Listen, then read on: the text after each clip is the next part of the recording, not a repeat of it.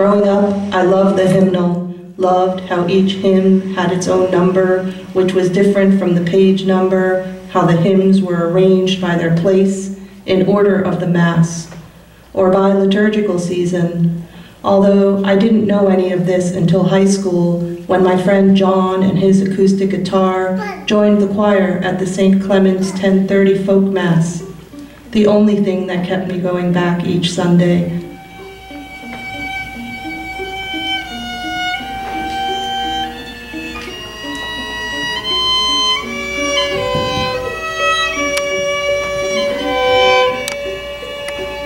John and those hymns helped me make sense of a world where my parents worked hard and we shared all we had, but we still couldn't keep the heat on a running car in the drive.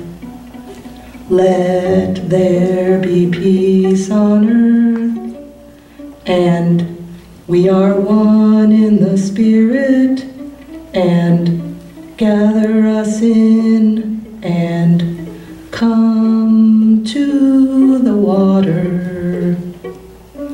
I would have skipped church every Sunday except for canticle and psalmody, Kyrie and Credo and closing hymn, all reminding me of this Jesus who wandered from town to town, from person to person, trying to figure it out, to bring people together, to stop the greed, the hate, who reminded me in every verse to love the leper and the meek and the lame all the same, to let it begin with me, even before inclusive language, and a time I felt not Irish, not Catholic, not Jewish, shamed to be white, to be poor, to be shy, to be smart. Oh, yes, those hymns would raise me up on eagle's wings, kept me there for the most part, created a space for me to eke out a voice, first a humming along, then a whispering, until finally I could join the choir, until finally I could own, be not afraid, and sing, Amazing Grace, how sweet the sound, with my own community of believers.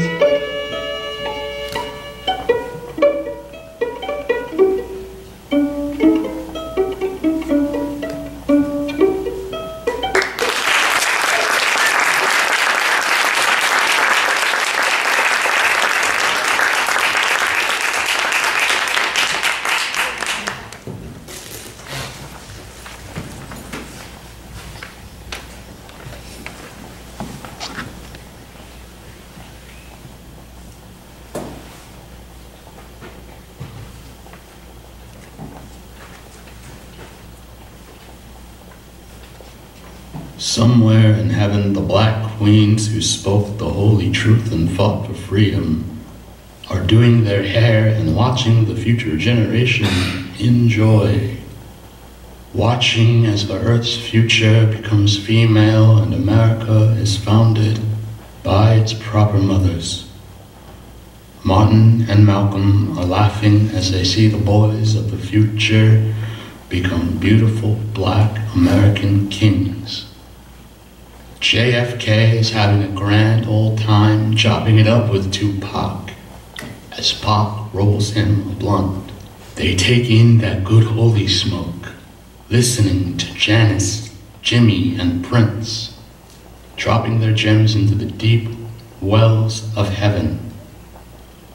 George Michael and Whitney Houston are leading a doo-wop choir underneath the street lamp that casts a beautiful glow along the golden streets of heaven. Emmett Till is a guardian of the young who come here.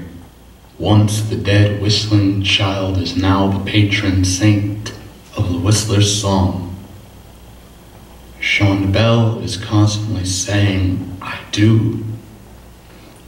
Oscar Grant and Eric Gardner are with the Heavenly Father watching their children grow. When Trayvon Martin died, he asked, Emmett, is this Neverland? Emmett responded with, no man, this is heaven. Biggie takes the stage on Friday, proving that even the notorious can get in.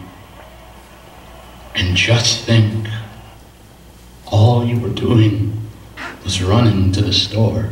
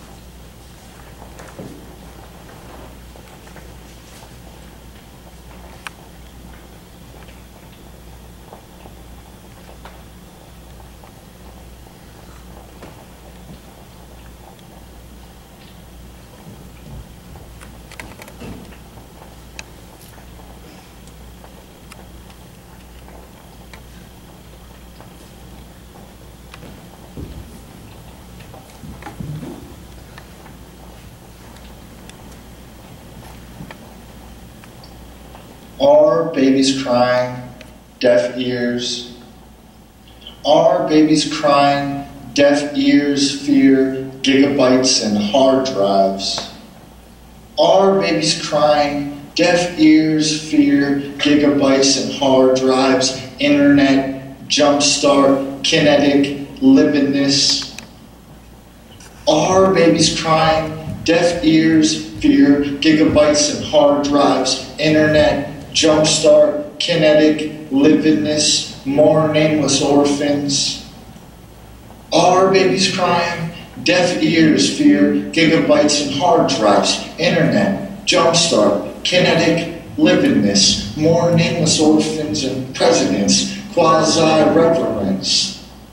Are babies crying, deaf ears fear gigabytes and hard drives, internet, jumpstart, kinetic, lividness, more nameless orphans and presidents, quasi-reverence, sentimental television undermines vigilance?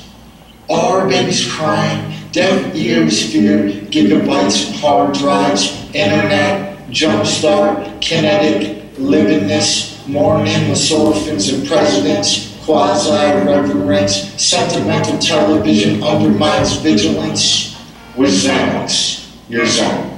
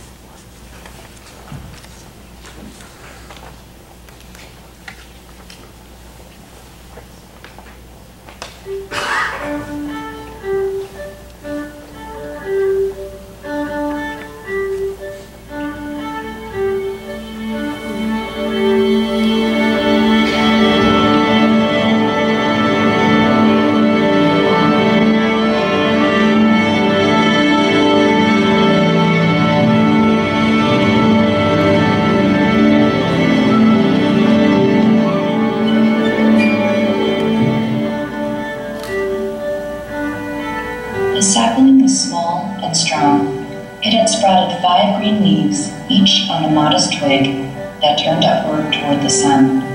It was alive and well-nourished, and, until recently, believed it had everything it needed to thrive. It was yesterday when the sapling had espied a human animal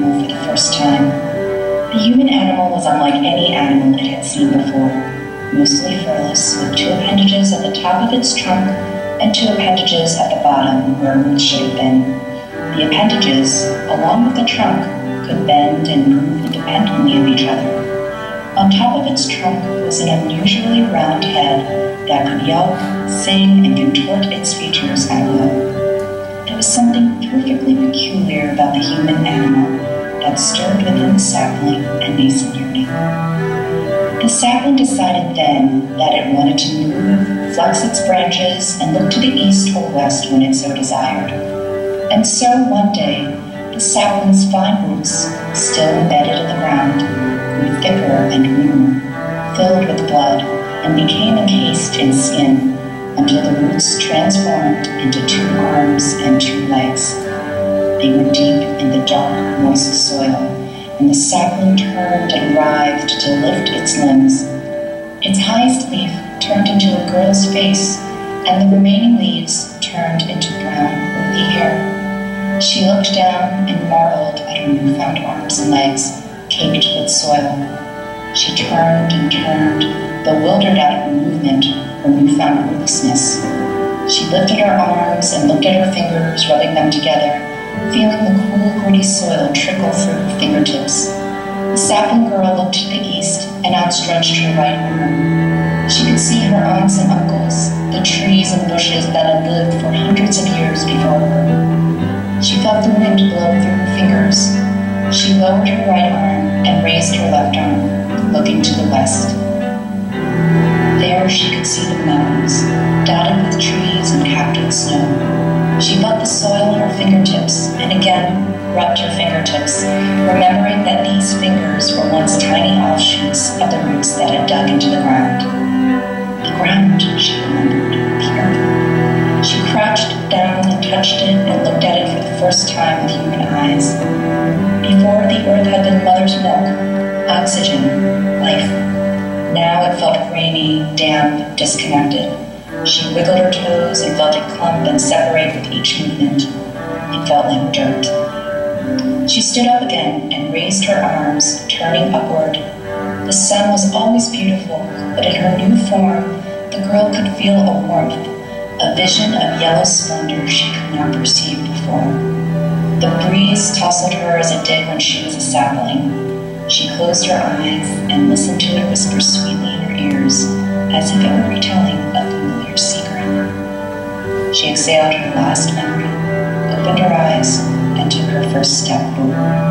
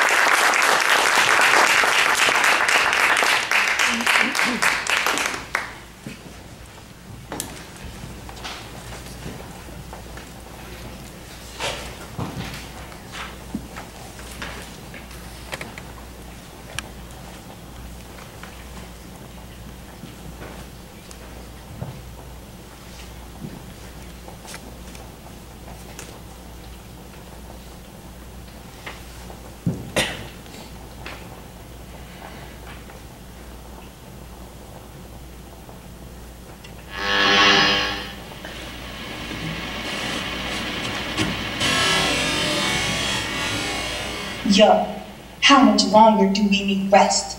How many more weapons should we restock? How many more generations should we pass through the system? We're running low on yellow tape and chalk. New scenes on every corner you walk. How many more billions do the rich need on lock? When so many are dying in need, how much longer must we remain asleep? How much longer? I begin to wonder. Blue and foggy red flashing lights flickering in my rearview mirror. 6 o'clock news replaying in my mind. Another cop shot and killed a young black mother, father, child, pastor, athlete, student.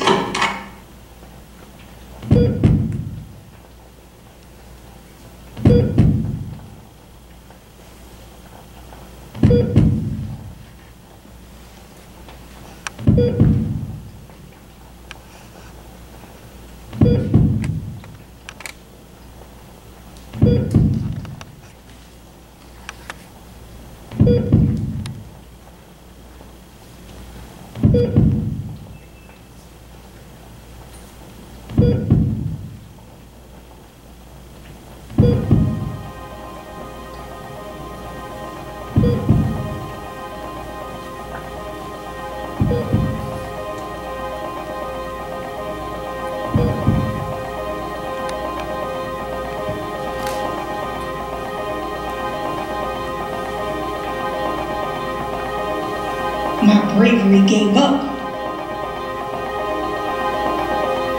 and unlocked my caged fears as a coat of tears began to run down my vision.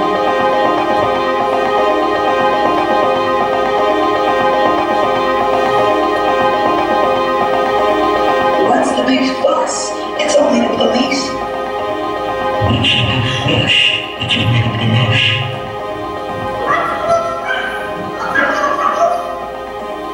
What's the big fuss? It's only the police.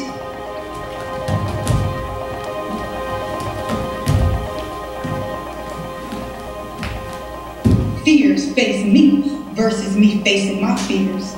Footstep vibrations coming toward me.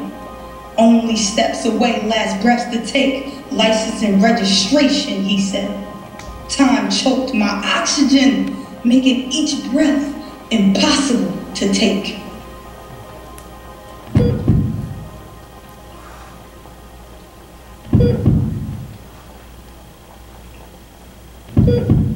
Now you tell me what you see when I raise my fist.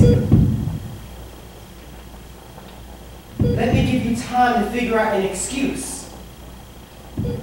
Excuse me? One moment. Black kings and queens, raise up your fist. The blood that drips down is symbolic. Remember it. Hold on to it. Squeeze tight, because we've endured the 200-year fight.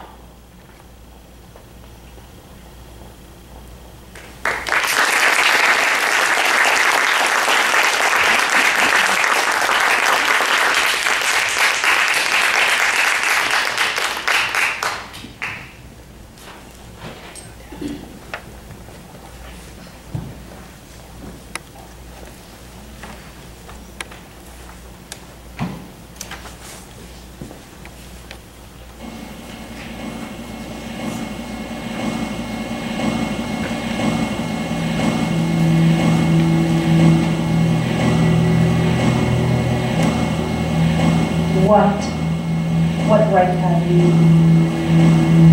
What right have you?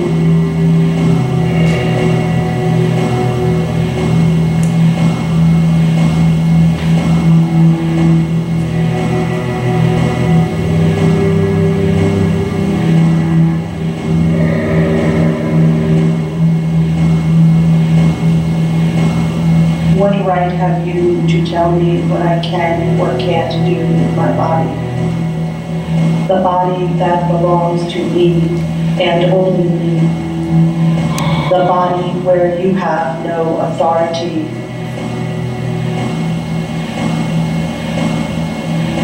What right have you to think that I'm your property?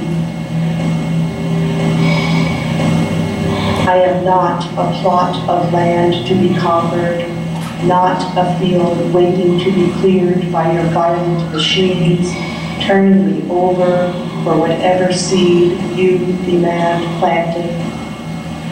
What right have you to touch me without permission, to pinch my tits, to smack my ass, as though God or my mother created them for the sole purpose of your amusement? have you to dictate my choices, how I have my fun or choose my food, what I want to learn, who I choose to love. I think for myself, and I speak what I feel. I am your equal. You have no right to rule me. What right have you to look down on me? Take an honest look in the mirror before casting any shadow of judgment. What does your own image reveal? What right have you to tell me who to love? I get to choose who I give my love to, with whom and how I share my love, either man or woman, freely and openly. No fear, no uncertainty, just willing desire. What right have you? What right? What right have you? What right?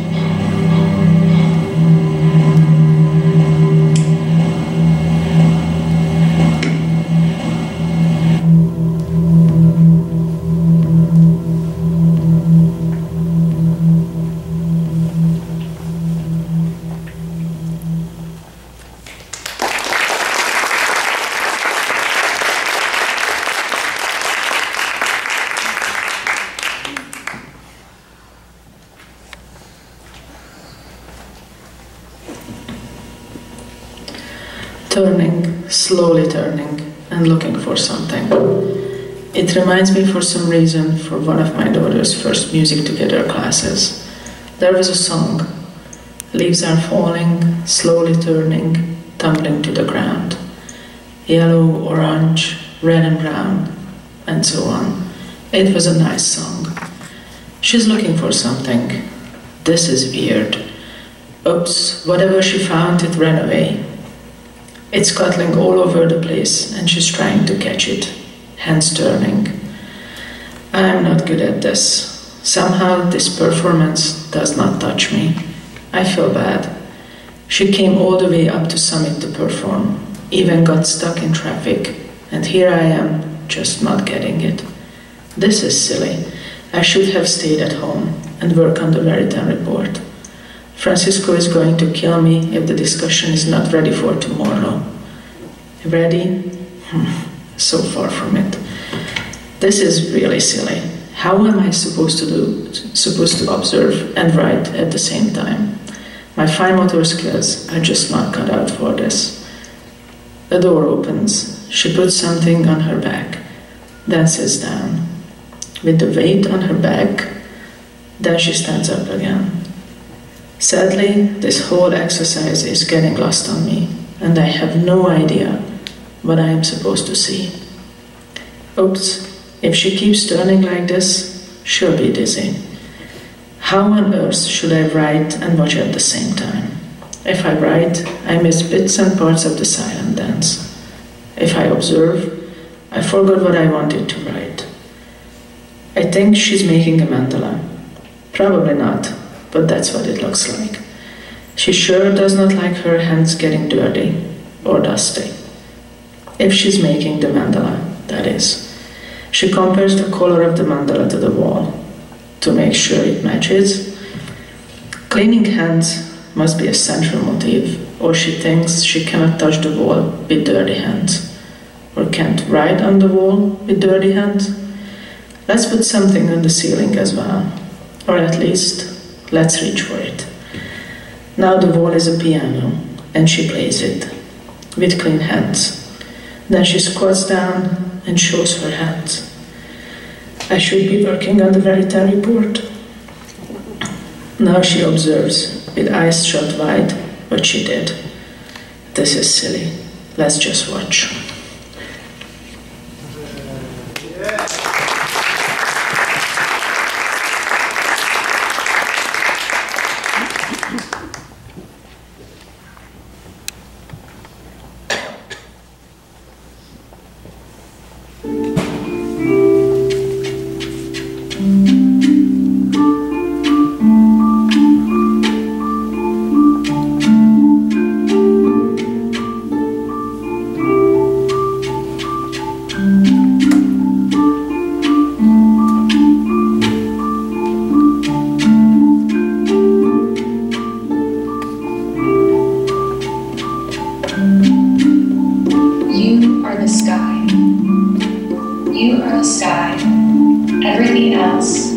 It's just the weather.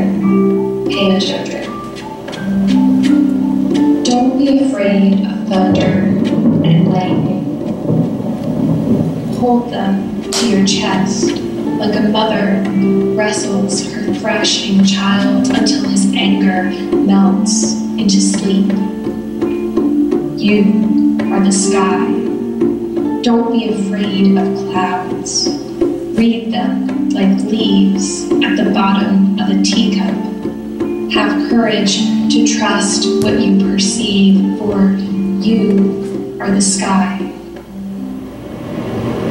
Don't be afraid of tornadoes. Take cover and watch as they rip up everything old and tired. Leave a stretch of dirt where you can build something new. When wind drives you to your knees and the sun demands your salute, when jealousy grips your throat and fear rattles your ribs, when sadness wraps its mist so thickly around you it seems nothing else exists. Inhale and exhale and inhale, and remember, you are the sky, keeper of bats and vultures, of white and gray and blue and purple and orange and pink, of geese in bees and leaves that twirl and fall. Dear sky, watch the little birds skimming your horizon. Watch the moon set and sunrise. Watch the stars disappear. Feel them jingle in your pocket like keys. Listen, the oceans echo, to the mountains whistle. The bird song for you, dear sky, all for you.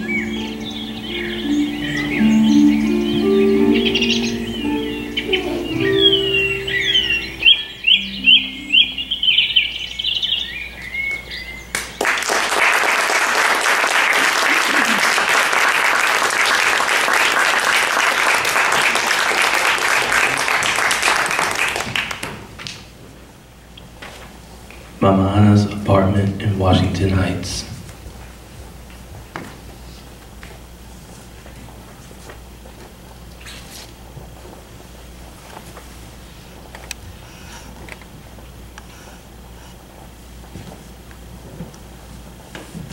Clang of the police lock supporting the door bid us welcome. She'd step just outside it. The wall behind spared little room. I was stunned at how leathery and silver she was, how compact. We entered the short hallway, a closet in the middle, door ajar, too cramped to hang coats.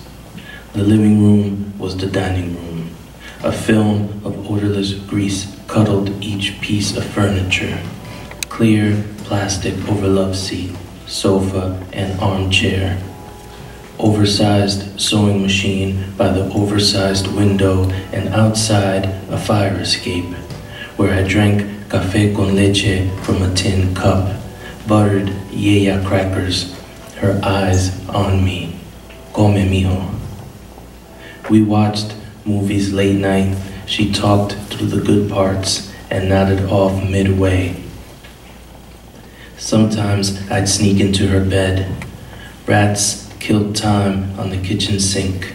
She'd say, "Lie still, and you can stay." I did, and I slept to the echo of her breathing, bouncing off the close walls.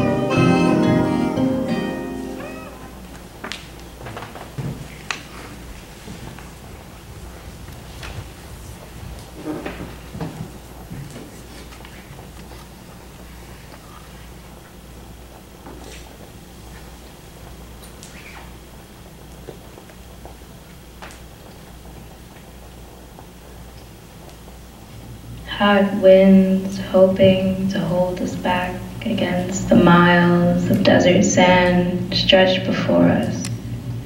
The push and pull of an alien land, foreign and foreboding to our tired eyes, as we dragged our legs, led by our will to survive would be a miracle and a birthright that we perceived as nothing more than the last obstacle in our pilgrimage to our only salvation, or so we thought, until we started working in the fields under the supervision of the white man with his silver hair and ominous eyes that were always watching us working, never helping, never offering us the water he sipped, unconcerned of the thirst that scratched at the back of our throats. The white man, always alert, as if we would run back from where we hardly escaped, unaware of the troubles from which we fled, unaware of the sacrifices we made just to sweat here. This path was the only way to ensure a better future for the next generation of our dreamers. But you'll never see that.